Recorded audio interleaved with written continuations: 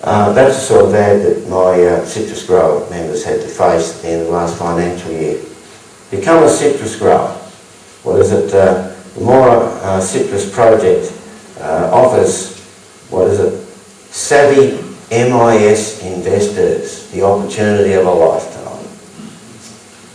We actually tested these financial advisors. We went in and said, we'd like to invest in some plantations. What is a MAI? He said, I don't know.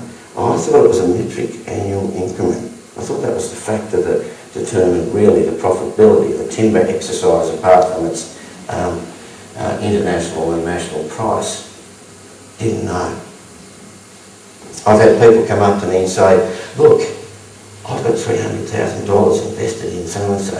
Am I going to lose my money?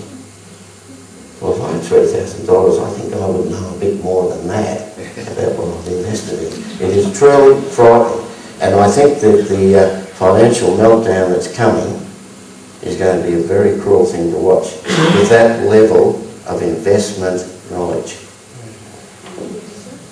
Very quickly, those financial advisors are making up 10 to 15%. Who decided on 3 million hectares? I don't know. No opportunity cost done. These old figures, I talked about opportunity costs, they're old now. Just to give you an idea, because grain is now critically short, I'd have to redo them, and it'd be far worse. $4.50 a tonne for grain, 1 year's production, next to a pine plantation, then 30 years' time, we'll go to softwood pulp. What's that worth? It's an absolute scandal.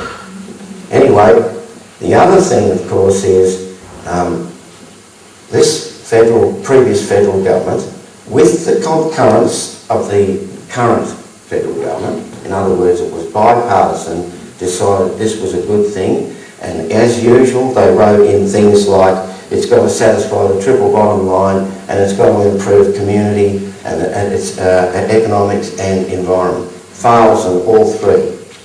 Think of my friend with his medical service in his time of need, and there's heaps of examples like that. The other side covered.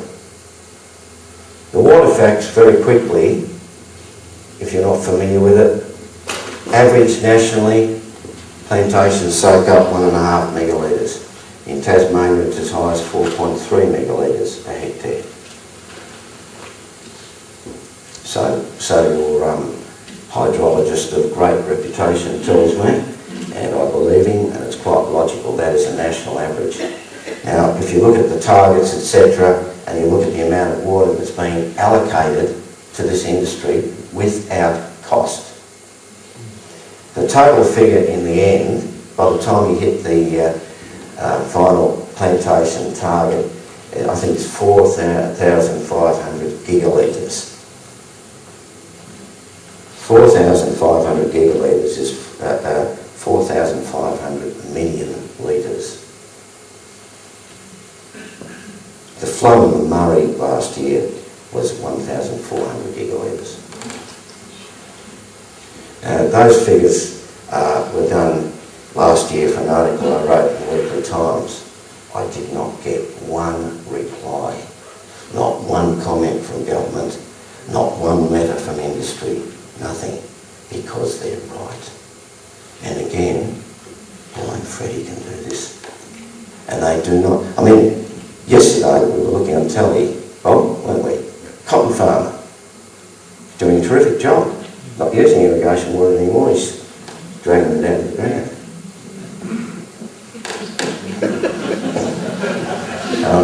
Anyway, if you value water, and really if you don't value the aquifer, we are all going to die.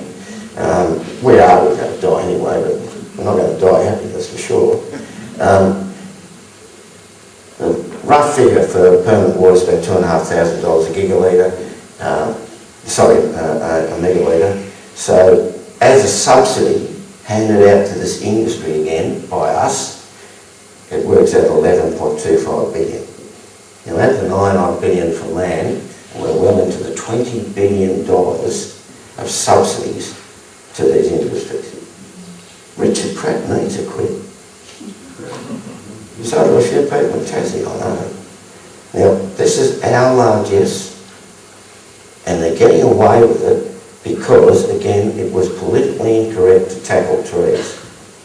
That's how they got this up and going. Just like it's going to be politically incorrect to tackle carbon sequestration. You can see it now. It's a fantastic scam. In fact, the people that are going to do it are now called the Green Shoe Brigade. Not the White Shoe Brigade, the Green Shoe Brigade. They're going to exploit this because the community is obviously and properly concerned about climate change. So we might move into that.